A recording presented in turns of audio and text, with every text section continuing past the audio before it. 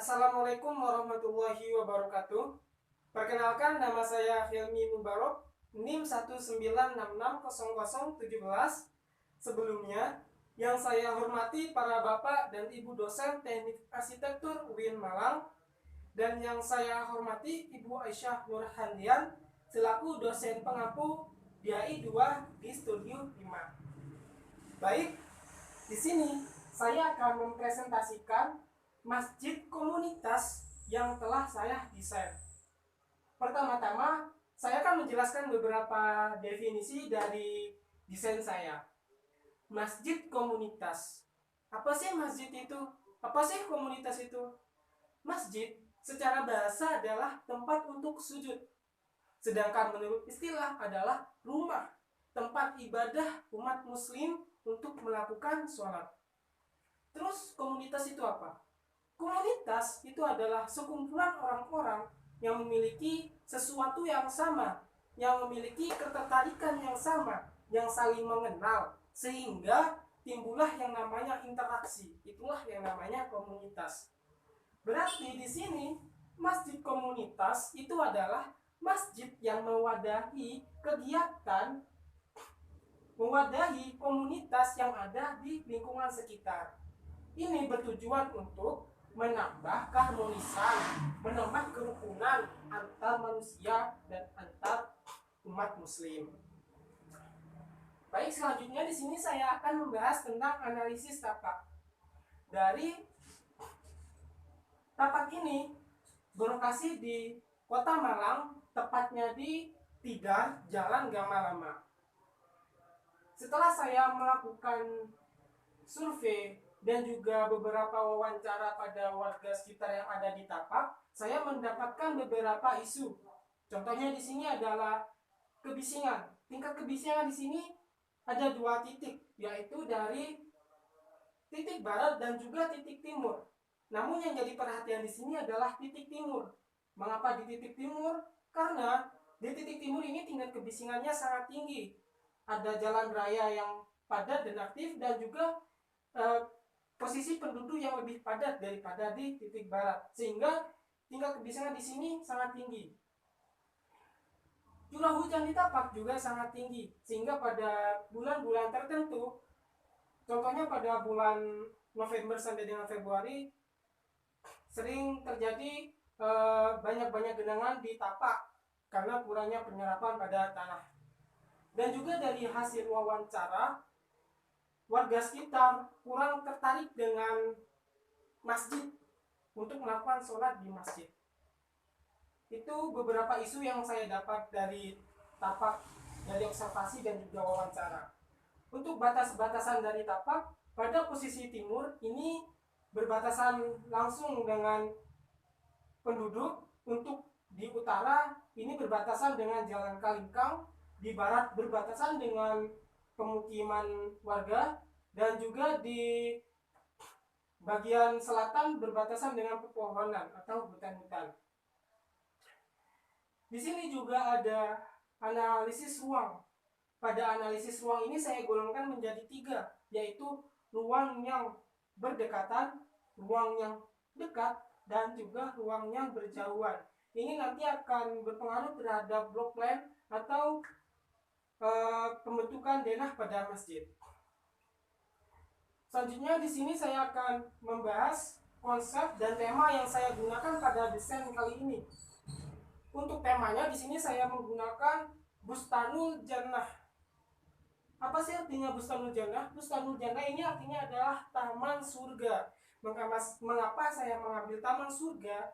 Di sini saya ingin menerapkan elemen air dan juga tanaman, yang mana ini juga merupakan prinsip dari Bustanul Jannah yang telah dijelaskan di Al-Quran. Untuk konsepnya di sini saya menggunakan Sohihul Ibadah. Sohihul Ibadah ini berasal dari bahasa Arab, yaitu Sohihul dan Ibadah. Sohihul itu artinya yang sah, yang benar. Sedangkan ibadah itu adalah mendekatkan diri kepada Allah. Itu adalah artinya ibadah. Jadi Sohihul Ibadah itu adalah konsep desain yang mana sebagai pengingat untuk umat muslim, untuk manusia, untuk melakukan sholat dan beribadah kepada Allah Subhanahu wa Ta'ala. Masjid ini saya namakan Masjid Al-Mubarak. Mengapa Al-Mubarak? Karena Al-Mubarak itu adalah tempat yang barokah. Jadi masjid ini saya desain sebagai tempat beribadah, tempat melakukan kegiatan yang insya Allah akan menjadi barokah bagi penggunanya, bagi manusia dan umat muslim. Selanjutnya di sini saya akan membahas konsep tapak. Di konsep tapak ini saya menggunakan 3 prinsip, yaitu hablum minallah, hablum minannas, dan hablum minal alam. Hablum minallah, apa sih hablum minallah? Hablum minallah itu adalah hubungan antara manusia dengan Allah Subhanahu wa Ta'ala.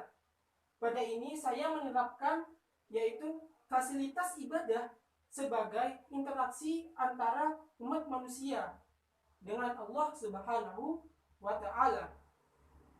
Dan juga pintu masuk yang satu titik dengan ruang sholat utama, menggambarkan tujuan kita kepada Allah Subhanahu wa Ta'ala itu satu titik.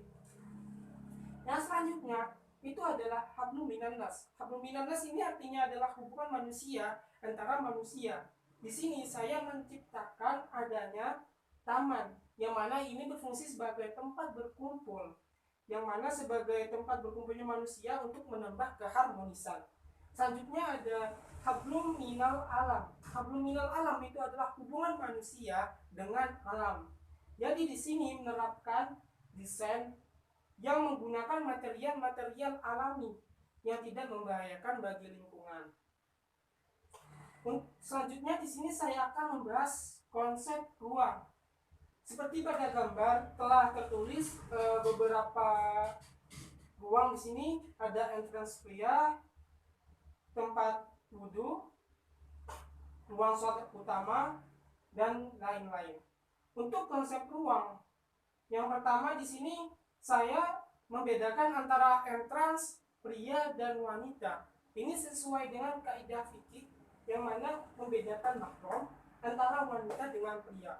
Selanjutnya di tempat wudhu, tempat bersuci, toilet, di sini saya menyediakan bak cuci kaki, yang mana bak cuci kaki ini untuk mencegah masuknya najis dari toilet ke ruang sholat utama. Ini juga merupakan kaidah fikih dalam pembangunan, dalam mendesain masjid. Di sini saya juga menggunakan 3 prinsip untuk konsep ruang, yaitu ada hablum minallah, hablum minal alam, dan juga hablum minannas, dengan menerapkan kaligrafi surat Al-Baqarah ayat 43, yang mana pada ayat ini artinya adalah perintah untuk sholat kepada umat manusia. Selanjutnya, mihram dibuat menjulang tinggi dan melebar. Ini mengisyaratkan kebesaran Allah Subhanahu wa Ta'ala. Dan selanjutnya di sini ada dinding yang menggunakan batu alam dan juga pintu kaca yang menggambarkan hablum minal alam dan juga hablum minannas. Pintu kaca ini menggambarkan keterbukaan antara sesama manusia. Selanjutnya, di sini saya akan membahas analisis bentuk. Dari desain ini saya mendapatkan 6 alternatif. Yang pertama di sini, bentukan pertama ini terinspirasi dari posisi sujud. Bentukan ini memaksimalkan pencahayaan alami. Pada alternatif kedua, ini juga terinspirasi dengan proses transformasi duplikat dan juga pencerminan. Bentuk atap yang miring ini dipercaya tahan terhadap cuaca, seperti tadi curah hujan yang sangat tinggi. Pada alternatif 3, ini terinspirasi dari posisi tangan saat memegang buku. Ini menggambarkan untuk kita mengingat, untuk belajar, membaca, dan juga membaca Al-Quran. Dalam bentukan ini, itu bentukannya unik dan juga mudah diingat.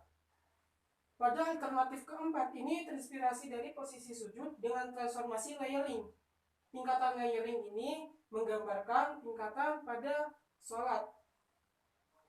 Selanjutnya, alternatif 5 ini terinspirasi dari gerakan-gerakan saat melakukan sholat, mulai dari i'tidal, ruku, dan juga sujud. Pada bentukan ini memaksimalkan pencahayaan alami, namun kekurangannya pada ruangan yang dialternatifkan ini akan terlihat sempit. Dan yang terakhir, alternatif 6 ini terinspirasi dari posisi sujud. Kelebihannya adalah memaksimalkan pencahayaan alami, namun di sini terdapat kekurangan, yaitu ruangan terlalu terbuka sehingga privasi pada masjid sangatlah berkurang atau minim. Selanjutnya ada konsep bentuk. Dari konsep bentuk ini yang saya ambil itu adalah alternatif 4 dan alternatif 3 yang saya gabungkan menjadi konsep bentuk ini. Dalam konsep bentuk ini saya mengambil 3 prinsip seperti yang tadi, hablum minallah, hablum minannas, dan hablum minal alam.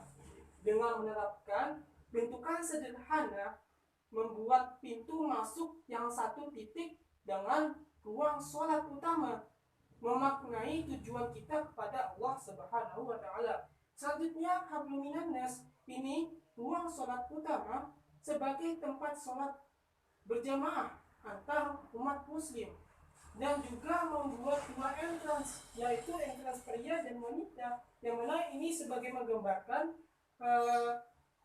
umat muslimin dan juga muslimat. Selanjutnya ada hablum minal alam. Hablum minal alam di sini dengan menggunakan material alami menambahkan tanaman rambat agar terlihat kesan taman surga pada masjid. Interior masjid ini menggunakan variasi-variasi bahan-bahan alami atau material alami. Nah, pada konsep masjid ini, bentukan ini mudah diingat. Bangunan dibuat tinggi agar pengguna dapat merasakan bangunannya, desain mudah dikenali, dan memanfaatkan sumber daya yang ada pada tapak. Selanjutnya akan membahas tentang rencana struktur yang saya gunakan di sini. Untuk struktur yang saya gunakan di sini adalah saya menggunakan pondasi tapak. Mengapa saya menggunakan pondasi tapak? Karena ukuran masjid saya tingginya itu kurang lebih 10 meter. Yang mana pondasi tapak ini sangat cocok, bisa menahan desain masjid ini dengan kokoh dan kuat.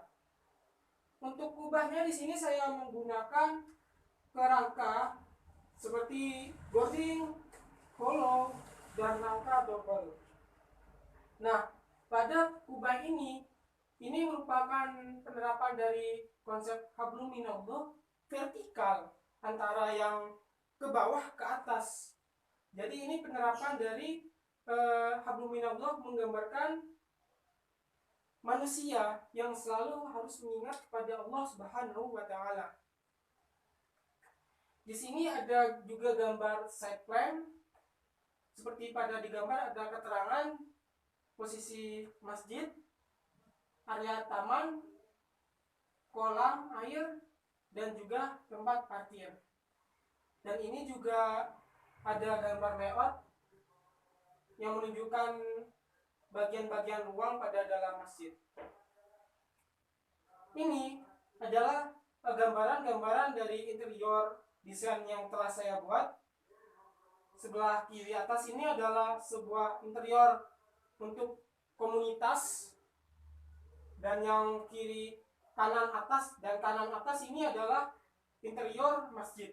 Seperti yang saya jelaskan tadi, di sini ada kaca, yang mana kaca ini sebagai menghubungkan antara interior dengan luar, yaitu dengan taman tadi, sehingga adanya keterbukaan antara interior dan juga di luar atau taman. Di sini pada perspektif terlihat ada ornamen. Ornamen ini merupakan bentuk-bentuk yang saya ambil dari gerakan sholat. Yang pertama, di sini ada posisi takbir. Ini adalah posisi ruku, ini posisi i'tidal, sujud, duduk di antara 2 sujud, dan seterusnya. Pada denah Ini ada keterangan pembagian ruang dan juga ukuran pada desain masjid yang telah saya buat. Mungkin ini presentasi dari saya. Jika ada kurangnya, saya mohon maaf sebesar-besarnya. Kekurangan hanya milik saya dan kelebihan hanya milik Allah Subhanahu wa taala. Saya ucapkan terima kasih. Wassalamualaikum warahmatullahi wabarakatuh.